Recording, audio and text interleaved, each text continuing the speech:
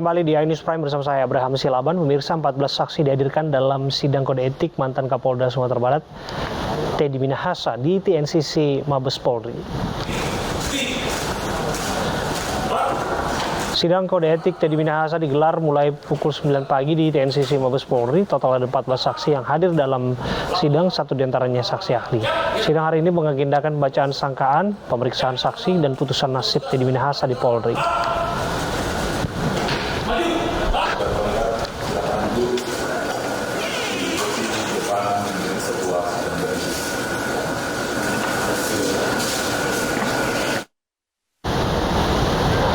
Mantan Kapolda Sumatera Barat tersandung kasus narkoba 4 hari setelah dirinya ditunjuk menjadi Kapolda Jawa Timur. Teddy Minahasa divonis penjara seumur hidup, sementara anak buahnya mantan Kapolres Bukit Tinggi AKBP Dodi Prawira Negara divonis 17 tahun penjara.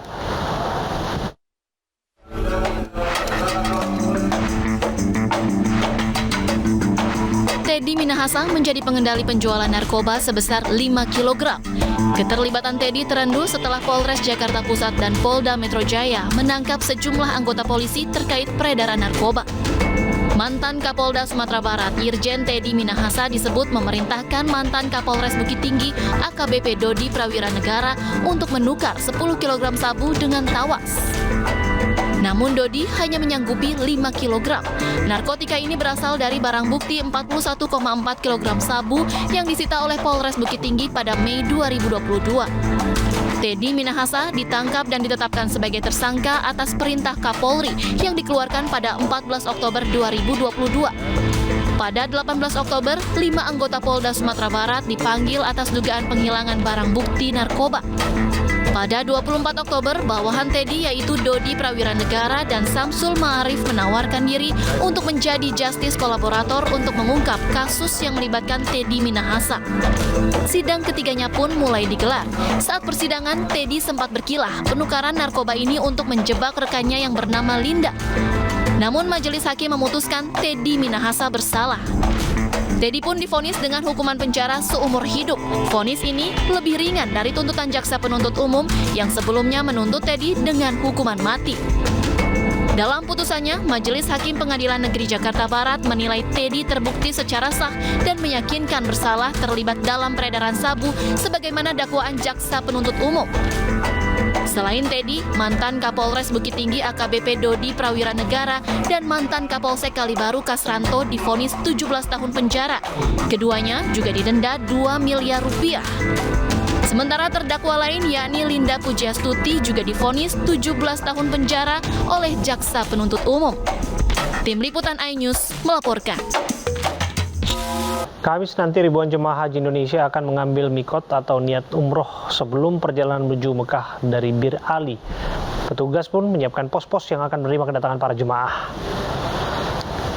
Petugas jemaah haji Indonesia mengecek 5 pos yang akan menerima para jemaah haji di Bir Ali, 5 kloter atau sekitar 1.899 jemaah haji Indonesia akan diberangkatkan ke Mikot Bir Ali pada 1 Juni 2023. Petugas kemudian akan mengingatkan niat umroh kepada para jemaah sebelum perjalanan menuju Mekah.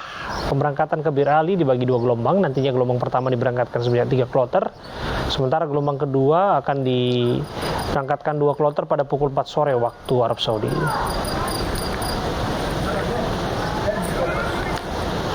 Pemirsa, setelah menabung selama puluhan tahun, seorang nenek berprofesi sebagai tukang pijat di Kabupaten Jombang, Jawa Timur, akhirnya bisa berangkat haji tahun ini. Keinginannya bisa terlaksana ke Tanah Suci setelah mendaftarkan diri pada tahun 2018.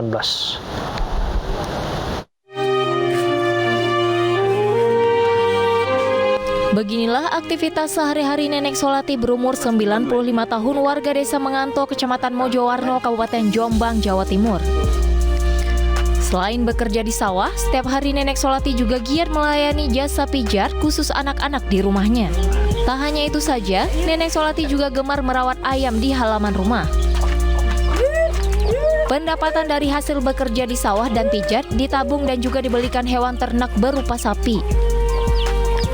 Setelah semangat menabung selama puluhan tahun, hingga di tahun 2018, Nenek Solati menjual seluruh sapi-sapinya agar bisa mendaftar dan mendapat porsi haji. merasa sangat senang bisa berangkat haji tahun ini tepat di usia 95 tahun karena sudah memiliki keinginan pergi haji sejak masih muda. Panggilan kaki ini belum seneng.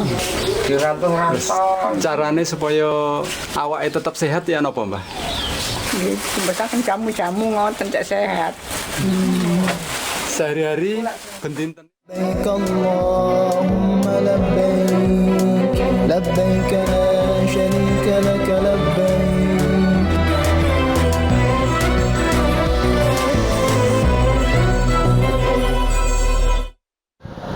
Pemirsa, Presiden Joko Widodo hari ini umumkan logo baru Ibu Kota Nusantara. Rencana pindah Ibu Kota menjadi salah satu agenda besar. Presiden optimis upacara peringatan Hari Ulang Tahun Kemerdekaan Republik Indonesia bakal digelar di IKN Nusantara tahun 2024.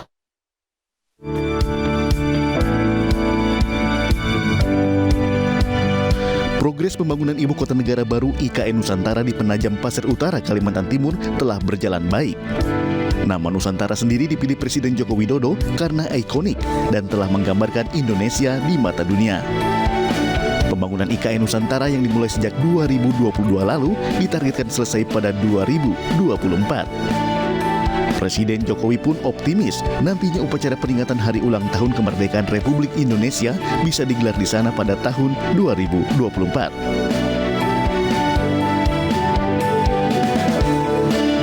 Sebelumnya Presiden Joko Widodo dan Ibu Negara Iriana bersama para menteri bermalam di kawasan inti pusat pemerintahan IKN Nusantara usai meninjau 3 titik di IKN.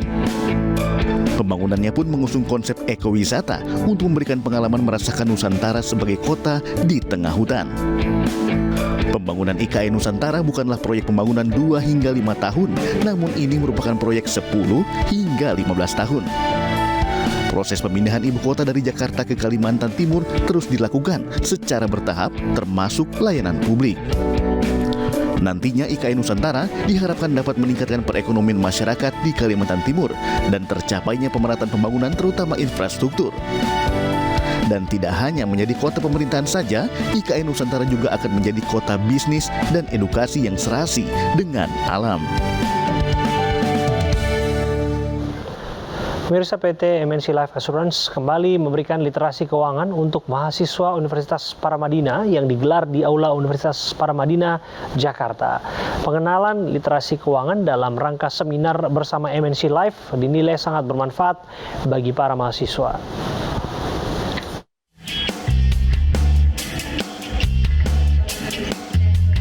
MNC Life memberikan seminar literasi keuangan untuk mahasiswa Universitas Paramadina, Jakarta. Dalam seminar yang mengusung tema pengelolaan keuangan yang baik untuk masa depan ini, mahasiswa diingatkan untuk mempersiapkan perencanaan keuangan sedini mungkin. Hal ini akan berguna jika nanti mereka lulus dan memasuki dunia kerja. Kita tahu bahwa literasi keuangan dan literasi asuransi di Indonesia masih rendah. Nah, disinilah peran MNC Life sekaligus berkontribusi terhadap industri asuransi. Kita menggiatkan literasi keuangan, literasi asuransi ke berbagai pihak dan kalangan gitu ya, termasuk salah satunya adalah mahasiswa. Ini saya pikir nih Pak sangat penting sekali ya untuk generasi Z, generasi muda sekarang ini terkait bagaimana dia mampu untuk bisa mengelola keuangannya, kemudian dilihat dari harus memiliki pengetahuan, keterampilan untuk mengelola keuangannya. Seminar ini diikuti antusias oleh mahasiswa. Mahasiswa merasa senang bisa mendapatkan informasi yang menarik mengenai literasi keuangan dan asuransi. Menurut saya ini kesempatan yang bagus banget, apalagi buat mahasiswa. Terlebih seminar ini kan diisi oleh Ibu Rise langsung selaku Direktur Marketing and Sales ya. Kerjasama antara MNC Life dengan Universitas Paramadina telah terjalin dengan baik. Sebelumnya, MNC Life telah memberikan kesempatan magang bagi para mahasiswa Universitas Paramadina untuk merasakan langsung dunia kerja. Dari Jakarta, Nurul Alfi, Dimas Winardi, iNews melaporkan. Polisi akan tindak tegas penyebar video viral WNA berulah. Informasinya kami hadirkan untuk Anda saat lagi.